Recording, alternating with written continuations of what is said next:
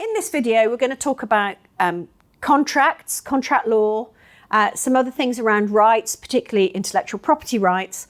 And in the third section, we'll probably bring that together to let you think about how you might win work and how you might go about participating in procurement processes or bidding processes.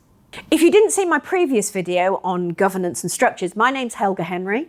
I'm a consultant. I work predominantly in the arts, but many years ago I was a solicitor, so I have a little bit of a legal background. I'm not a solicitor now, but hopefully I can give you enough of guidance to go out and find some information where you might need it. There'll be some extra resources posted alongside this video for you to get more detail, helpful links, and a couple of documents. So I'm going to talk to you about contracts first. And there's a lot of myths around contracts. Really, you make contracts all the time. You know, have you bought a coffee in a shop? Have you bought some bananas? Have you traveled on a train or a bus? All of those were contracts. I think a big thing is people think that it's only a contract if it's in writing. And if you think about the massive commerce that happens in our everyday lives, you'll realize that most of our contracts are not. In fact, with a couple of exceptions, there's no legal requirement for a contract to be in writing. One of the main exceptions is anything to do with property. What is a contract? Well, we're going to talk about the law of contract. So it helps, I think, sometimes to think about contract as a concept almost. It's a legally binding agreement containing a mutual exchange of promises. I'll say that one more time. A legally binding agreement containing a mutual exchange of promises.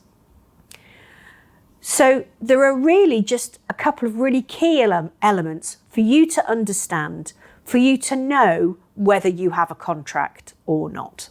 A contract has 4 elements: offer, acceptance, consideration, and an intention to create legally binding relationships. Well, that sounds very fancy, but we'll go through each of these things in turn so you get a sense of what I'm talking about. So an offer. An offer, sometimes people think that if you have advertised your wares, if you've got some stuff on your website, that constitutes an offer. Not necessarily. There's all sorts of old cases. If you study contract law, it gets very amusing, lots of funny things. But one around an offer was Carlisle and the Carbolic Smoke Ball Company. Basically, there's this advert for a smoke ball back in Victorian era, which said that this thing would cure whooping cough and emphysema and clear your lungs. And of course, it didn't do anything of the type. Mr. Carlisle, who bought the Carbolic Smoke Ball for his wife, said, I tried this, it's no good. You made an offer in that advert that said you were going to cure this, and I'm suing you for breach of contract. Long story short, wasn't held to be an offer. It's an invitation to treat. So basically, putting your wares out there on saying, I'm going to offer coaching, I'm going to offer workshops, I'm going to do this, I'm going to do that. That's not an offer in a contract law sense. It's an invitation to treat. If you write a bid in response to a commission opportunity, what you're writing isn't an offer. It's an invitation to treat. It's saying, if you were to employ me, if I was to get this commission, this is the sort of thing I might do. So an offer happens at the point at which you're actually ready to do business. Again, I sometimes, when I'm running courses on this, I'll say, you pick up a big bar of chocolate in the supermarket and you take it to the till. At what point does the offer get made? And some people say, oh, it's when I pick it up and put it in the basket. Some people say when I put it down at the till.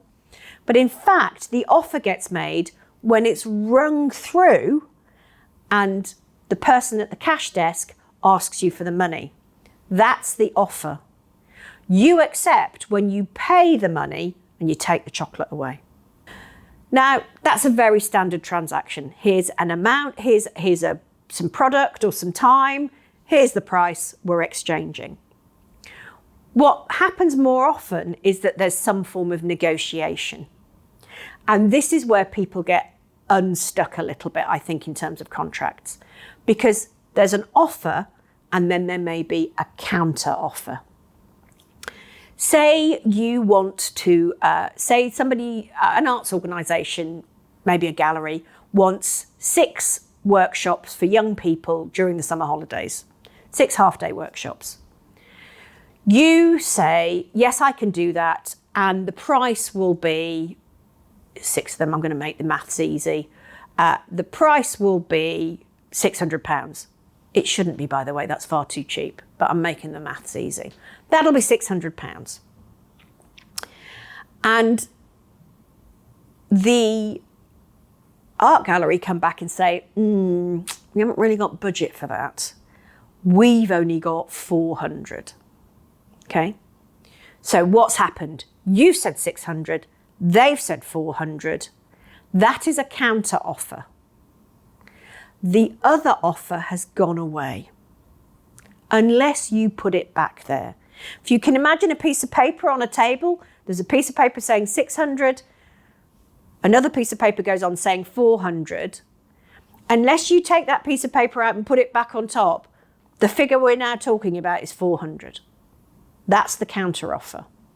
The negotiation can then be, no, I want 6, or go away. I mean, there's a whole load of other things around negotiation, but as a matter of contract law, or you can go, if you've only got 400, I'll give you 4. Another counter offer. So the offers go back and forth until you have an agreed deal. Now, here's the thing. Often people think they've got the gig. Somebody comes back and says 400. Sometimes people will just say, all right, I'll do the 6 for that. Which isn't brilliant, by the way, for your cash flow. But be really clear in the negotiation as to the point at which you've got to acceptance. Because in the back and forth, some things may have gotten lost. No, I'm only doing 4. No, they're going to be shorter. You have to find the participants. I'm not, for that money, I'm not bringing any materials. I'm just showing up. Is travel included? All of these things might get discussed in the back and forth of negotiation, but you need to make sure at the point you accept, everything is in the same place and you know what the deal is. So an agreement can be in a letter, it can be a series of emails. It's ideal if both parties have signed it, but frankly, that doesn't happen that often.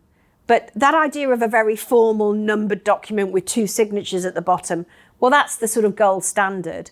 But if you start work having agreed a fee and some work, and you start, conduct is deemed to be acceptance as well. So just make sure that in starting, that you're not caught out about some of those other elements that I'll talk to you about in the contract template. At acceptance, the best practice is that you have all of those other assumptions, contingencies, and other things already set out. If you're working with a large organisation, they may have some standard terms and conditions that take care of all of those things. Just a quick word of advice, read them. They should be understandable. If there's anything in there that you don't understand, ask the organisation to explain it to you. I did a course once with somebody who said, I went back and I did what you said. There was a whole paragraph I didn't understand. And I went back and said, can you explain this to me? And the arts organisation read it and went, we don't understand what it is either. So they crossed it out. Don't sign anything if you don't understand the language. Either cross it out or get it explained. There's no magic formula. It's not Harry Potter. You should be able to understand what they're talking about. So we've got acceptance, offer and acceptance. That's the first two. The next is intention. I'm not going to talk about intention to create legally binding relationships very much, because it should be obvious that the person that has issued you with a contract, or the person who is seeking to tender for your services, has the authority to do so. But what I would really watch out for is, particularly when you're starting up, is talking to people who are very enthusiastic about your project, but actually have no authority to sign off on it. You can often get, no disrespect to them, but project assistants or marketing, people in marketing, various people who go, yeah, we'd love to do that. Oh, it's fantastic. You spend a lot of time and energy working up a proposal, only to find that they don't have authority, and that they say, that's great. I'm just going to go and talk to my manager, the artistic director, the exec director, the head of finance. Before you expend any great energy on any sort of proposal, make sure you know what the steps are to getting that contract. That's really my biggest thing around intention, because people come away, I've heard people come away and go, they love it, they want thousands of pounds worth of work, only to find that, well, they want it, but they had no authority to enter into that sort of negotiation with you. Another thing to do is to think about, when you're looking at a company, just to maybe take a look, if they're registered, a limited company, to take a look at their details on Companies House and see that they're solvent and reputable. Get informal references, if you like. If you're about to do a lot of work, particularly on credit, or which I don't advise, but if you're going to do a lot of work for somebody, make sure they're good for the fee. And the final element we discussed was consideration. Now, it sounds a funny sort of word, but really it just means money or money's worth. And the big thing, the legal term, is consideration need not be adequate. So there is no legal right to be paid a proper fee or to sell something at its value. So if I have a Picasso painting and I decide to sell it to somebody for 20 quid, even though it's worth millions, that's my prerogative. We have freedom of contract. It's not regulated. Conversely, that also means if somebody is undercharging you, if somebody isn't paying you the proper rate and you say yes to it, that was your responsibility. There's no legal right to get paid any certain amount of money. You have a freedom of contract. And the freedom is, if you don't like the fee, don't do the work. So money or money's worth. That also means that you can have perfectly binding contracts where you exchange skills for skills. I've done that a lot in the past. I've exchanged coaching for haircuts. I've exchanged some consultancy work for some website work. It can happen. Then as long as you give that quantified value, it's still consideration.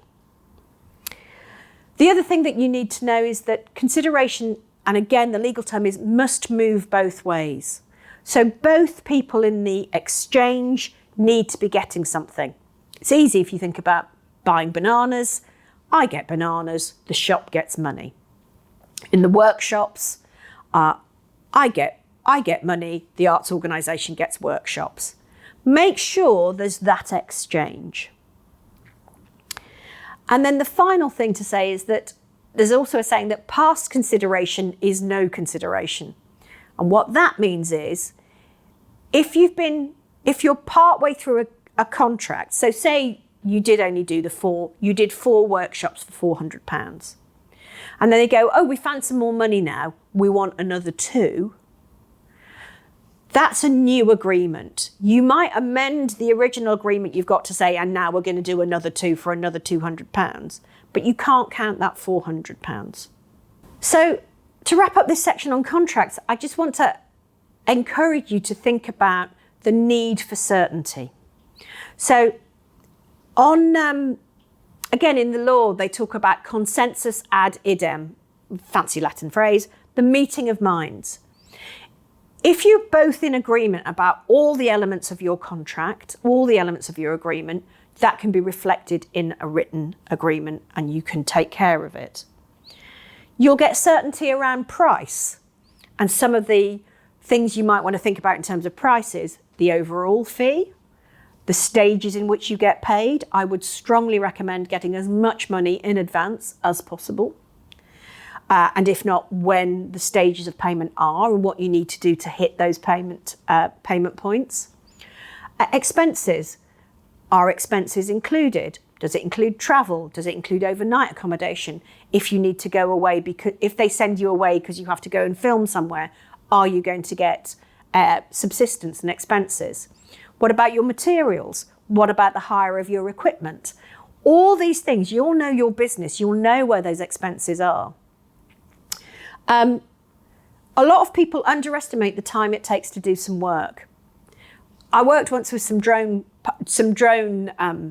camera people, and I said, so if you've got a half-day piece of work, when does your work start? And I said, how much do you charge? And they went, well, we charge for a half day. I went, okay, so when does your work start? And they said, well, the day before we put all the batteries on charge, and they have to charge for 12 hours. So before we go, and I went, hang on, so you're not just working that, say it's a Thursday morning, you're not just working the Thursday morning, it starts the day before, doesn't it? And they went, well, no, it starts before that even, because then we have to do the recce and we have to do. Think about all the elements of your work when you're thinking about time, and the next thing, price. Often people go, yeah, it's a half-day workshop, that's half a day. Well, it isn't. There's your prep, there's your wrap-up, there's your travel. Do think about those things when you're contracting.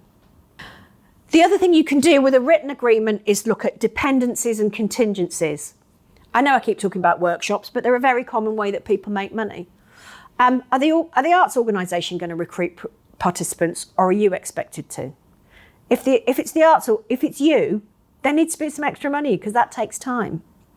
If it's outdoors, what will you do if it rains? If people don't turn up, do you still get paid? What are the dependencies and the contingencies? And then finally, what are the warranties? What are the promises that you'll make? If you provide artistic material, is that yours to provide? We'll talk about IP, intellectual property, in another section of this, but what can you promise? Will things be of a certain quality? Will you be expected to follow the safeguarding procedures, any other policies? All of that can be contained in a document, and I will provide a template that you can start to work through. But more importantly, I think it's about you being familiar with the concepts of offer, acceptance, intention to create legally binding relationships, and consideration. If you get really familiar with all of those things, you'll be able to sort out a set of terms and conditions, or a letter, or a formal agreement that works for you because it's got all the elements that you need. Next, in terms of legal rights, I want to talk to you about IP. IP is actually, as a phrase, gets bandied around, and I'm always amazed at how many people actually don't know what it means. It means intellectual property.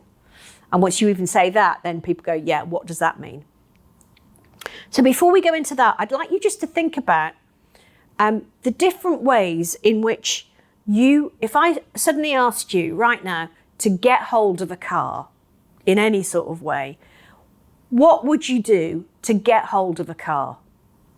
And the typical answers I get are, well, you could go out and buy one, you could hire one, you could borrow one. You could, with the time and the resources, make one. You could steal one, and through an enormous fluke, you might inherit one. But those are the typical ways in which you could get hold of a car. And then I might ask, and if you had that car, how might you make money out of it? And the typical answers you get are to, maybe use the car itself, to use it as a taxi, to make deliveries, or to hire that car out to people as a car hire business. Slightly more exotically, you might paint it pimp it out and actually make it the subject of an exhibition. Or you might put advertising on it. In fact, that is, I know, something that you can do with your own car, is just see if somebody wants to put an advert on it so you drive around. And finally, you could take the car, do it up or not, and sell it at a profit. So you've got it and then you sell it. As with a car, so it's the same with intellectual property. Intellectual means that it's a product of your intellect, something you've thought of, and property means that it's something that you own.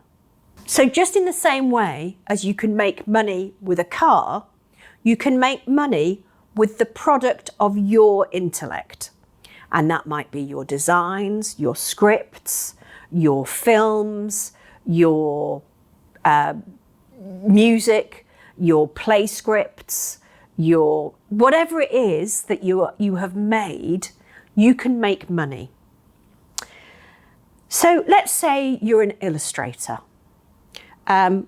Before we talked about people being able to buy a car, hire a car, or borrow a car.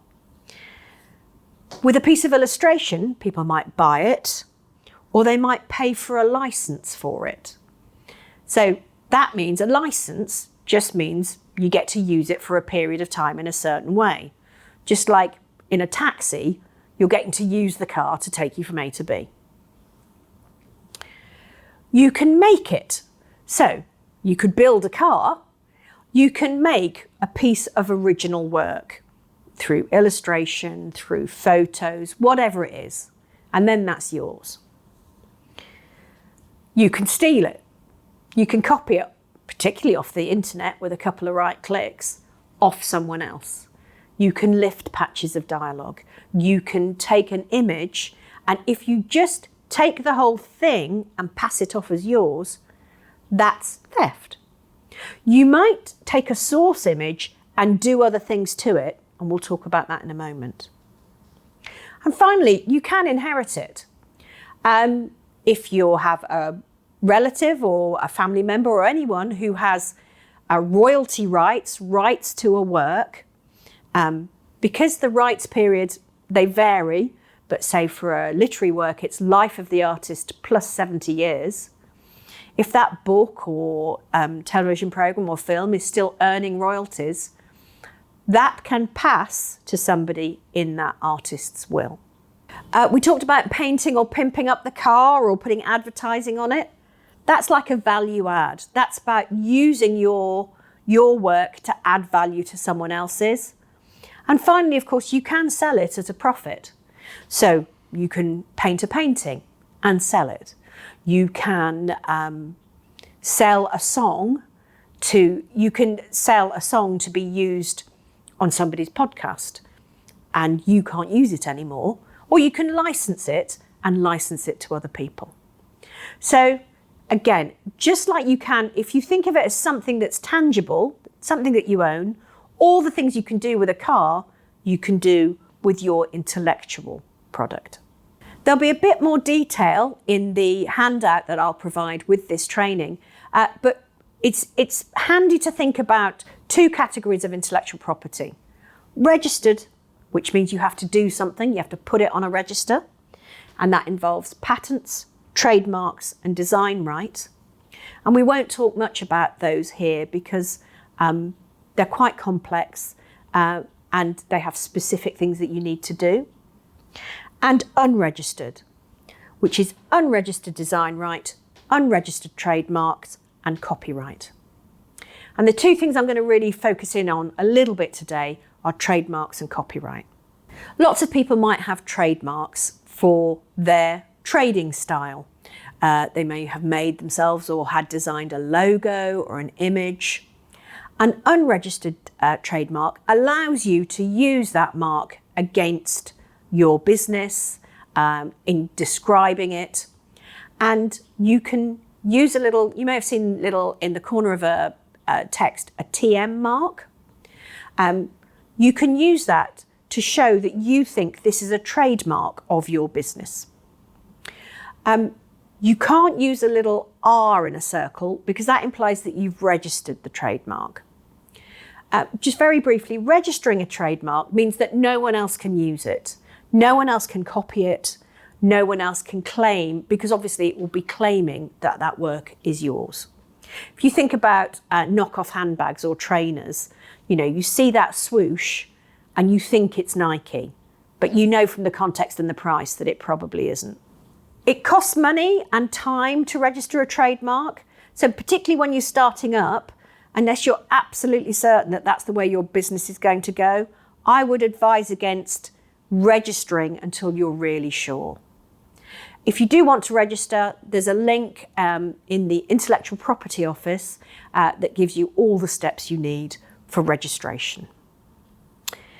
What I mostly want to talk about today is copyright. And it's again something that is absolutely bandied around, people talking about what copyright is. The first thing that's really important to say about copyright is that it protects work, not ideas.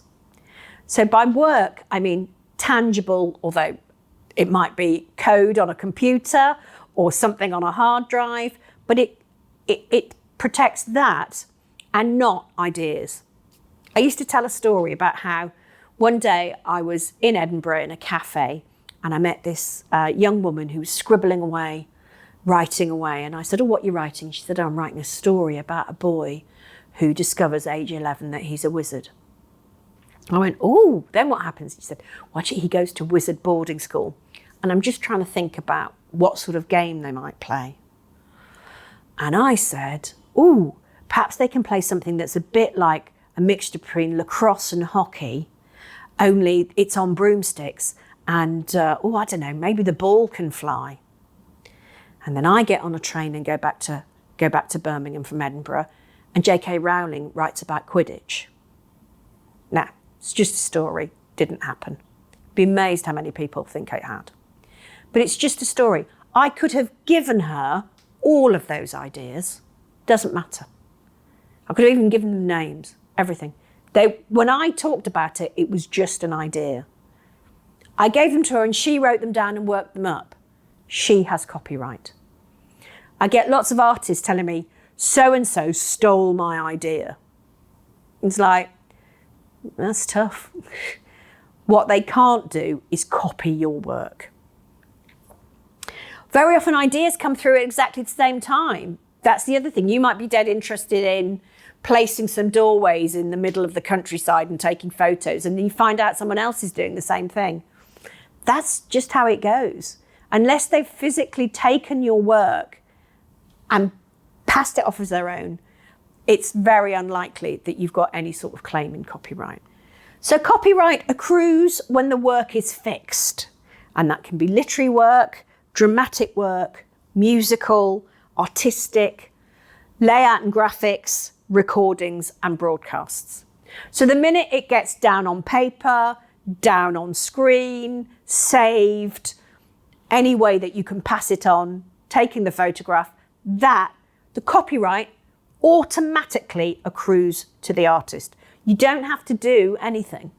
I think it's really important to know, and you'll see here on the slide, my picture, my very famous picture of girl in the sunshine skipping. The work doesn't have to have any artistic merit. It can be as simple as you like, scruffy as you like, whatever. It's the act of creating it that makes the copyright accrue. It doesn't have to be good. Who owns the work? Great legal answer, that depends. The creator and first owner is sort of in the first place the person who owns the copyright, unless you are an employee. If you are an employee, the work belongs to your employer. Some of you may have been students, art students in particular. In that context, very often the work belongs to the university. They may come to some arrangement with you about your ability to sell it or do whatever, but technically you'll find that they own the copyright and that you agreed to that when you went in and did the course.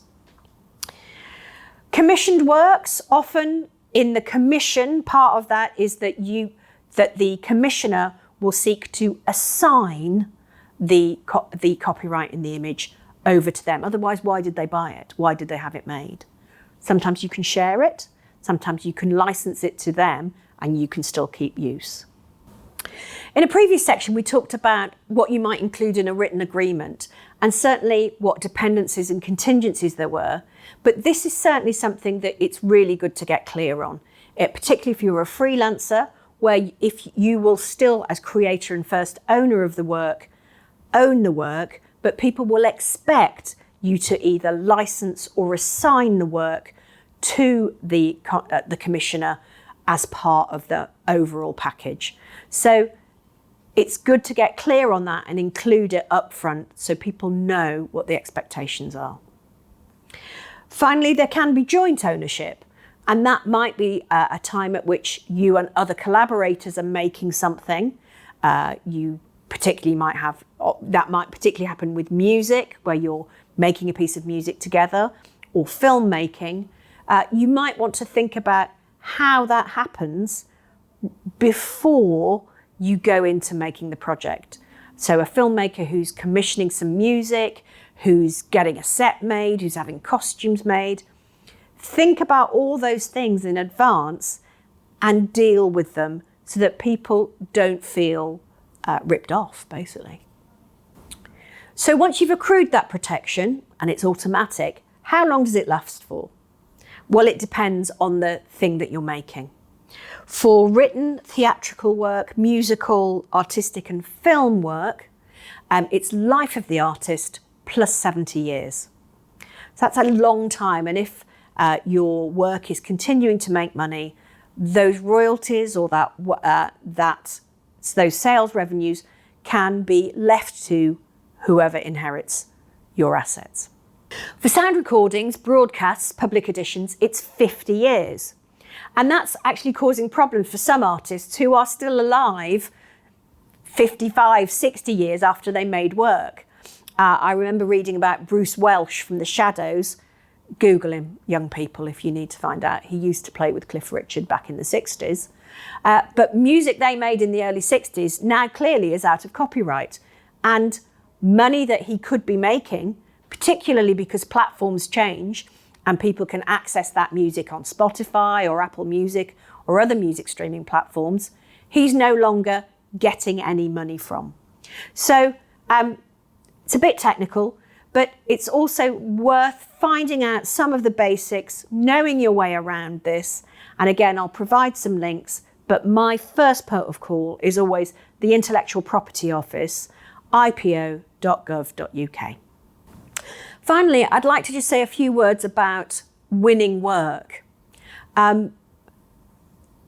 There's different ways in which you'll be able to sell your services, goods, your products as a creative or artistic company. But very often there'll be larger organisations or funding organisations or city councils and the Arts Council who will be seeking responses, will give a call out for you to bid in for work. That whole process is known as procurement. When it's done by a public body, it's known as public procurement. I'm going to talk a little bit about public procurement first, because sometimes they have very specific rules. First of all, a lot of freelancers can get frustrated that they're not allowed to bid for work from large bodies. First of all, they have to be a limited company, or even if they are acceptable, they're not of the right size and don't have the turnover requirements that allow them to do that. Public bodies obviously have to be held accountable. They have to show that they've provided something thorough in terms of selecting people and that people can do the job. So they have very just swathing rules and regulations that they just all stick to make life easy. They're not in the business of making exceptions very often. This is where it's quite a good idea if you want to partner with a larger organisation to bid in to get work. And certainly as a freelancer, you can still do that as an autonomous partner. You'll very often be bringing something very unique, absolutely vital to the project. So don't feel like you have to be a subcontractor, or just be employed as a freelancer from the main person. If you want to stick out and be a main partner, part of a consortium, you absolutely can be. So that's about building good relationships with those organisations in the first place. So if an opportunity comes up, you can talk to them about that. Otherwise, if you're a limited company, you'll be able to do two things. These processes normally have two phases. One is an expression of interest. That's exactly what it sounds like. You have to write a short questionnaire, respond to certain things that say you're of a certain size, that you have a certain level of insurance, that you're able to deal with things in a certain way. And that's like a qualifying hoop. And if you get through the qualifying hoop, you can then respond to a full tender. Just to let you know that those things can be very time consuming. And unless you have a really good understanding of the agenda they're trying to hit, I wouldn't really try and get into the habit of answering these things willy-nilly. And again, that's back to relationships. If you have a relationship, not where somebody will skew the process for you because they're not allowed to, but where you can have conversations that really understand the agenda of what's going on, so you really know you can meet the brief, you're at least shortening the odds for yourself. A couple of tips. Might sound obvious. Answer the question. If they want to know about what your safeguarding procedures are, in short sentences and simple English, describe your safeguarding procedures. If you don't have any, say, we don't have any. There will be some things that means that disqualifies you, but don't just make stuff up. Don't forget to describe what it is you're doing in really simple terms, because actually sometimes these things are appraised by people who are not from the arts. I looked at something recently where it was an application to the Arts Council where somebody was describing their project, and they were saying, blah, blah is a searing indictment on toxic masculinity and the situation with the climate crisis and the war in Ukraine, with graphic interplay between ideas and action. And I was and in the end I had to go, what is it? Is it a play? Is it a book? Is it a piece of music? They hadn't told me what it was. Sometimes artists can get so excited by the ideas, they forget to tell you the most basic of information. So it's also sometimes really helpful when you're responding to a tender to get someone who's not close to your business, not close to the whole enterprise. Just read it and see if they understand it. I sometimes call that the granny test. If your granny read this, would she know what was going on with this piece of work? So remember to answer the requirements. You will probably have to show that you've got certain levels of insurance. You'll probably have to share your accounts. Have all of that ready and available. Often there'll be online portals. Upload in good time. And that again is where, if you're partnering with another organisation, all of that can help as a small organisation, because it can be quite time consuming. Other procurement might be a bit more informal. People might contact you and say, can you do these workshops? Can you come and do this piece of work for me? Can you film? Can you be the documentation artist on something? Whatever it is, that sort of procurement is much more informal. But again, don't forget that to think about all the things we talked about with contracting, and make sure that you've got as much detail as possible before you sign on the dotted line. It may be in a more formal procurement process that you're asked to give a pitch. I'll leave some resources in the resources section about some things that might help you prepare for a pitch, but also both in the pitch and actually in your written submission, don't forget to talk about the results you produce rather than just the work that you've done. So it's easy for you to talk about, I did 6 workshops with young people. We did various activities. They happened on a Wednesday. That's all the what. But what were the results? We took people who had little or no experience of dancing, and at the end of 6 weeks, they were able to perform a self-choreographed piece in front of 80 people. The participants who said they had a very low level of confidence at the beginning all reported that much higher levels of confidence. And that also then ties into some of the baseline and the after evaluation that you might want to do. It's really much more powerful to talk about results than it is just about what happened. Those are my main tips around procurement. It's a big issue. As I say, there'll be some more resources in the section for resources for you to download and think about. But I think if you've got an understanding of the contracting process, an understanding of your intellectual property rights, and then really if you've built the relationships so you can understand what the procuring party is seeking to achieve, you can make sure that your results align with their results, and that will really help you, I hope, get selected.